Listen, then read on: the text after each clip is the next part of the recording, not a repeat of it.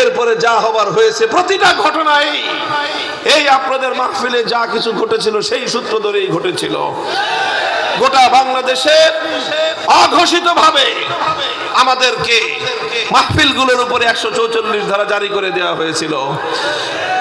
শত শত মাইল পথ অতিক্রম করে মাহফিলের মঞ্চে উপস্থিত হওয়ার পর সেখানে আমাদেরকে মানুষের সঙ্গে ন্যূনতম একটু সাক্ষাৎ পর্যন্ত করতে দেওয়া হয় নাই, কথা বলতে দেওয়া হয় নাই। গোটা মানুষকে, মানুষের অধিকারকে এভাবে জিম্মি করে মনে করেছিলেন যে এভাবেই বুঝি সারা জীবন পার করা যাবে।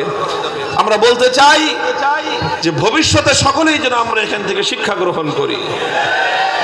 আল্লাহ পাক বুঝবার তৌফিক দান করেন। এটা আমাদের স্পষ্ট পয়গাম। এই কথাটা সকলেই মনে রাখবেন যে ভাগাভাগিতে এই দেশ, এই মানচিত্র, এই ভূখণ্ড মুসলমানদের ভাগে পড়েছে। সুতরাং ইসলাম হবে এই ভূখণ্ডের চূড়ান্ত গন্তব্য, চূড়ান্ত ঠিকানা। ইসলাম হবে এই ভূখণ্ডের চূড়ান্ত পরিচয়।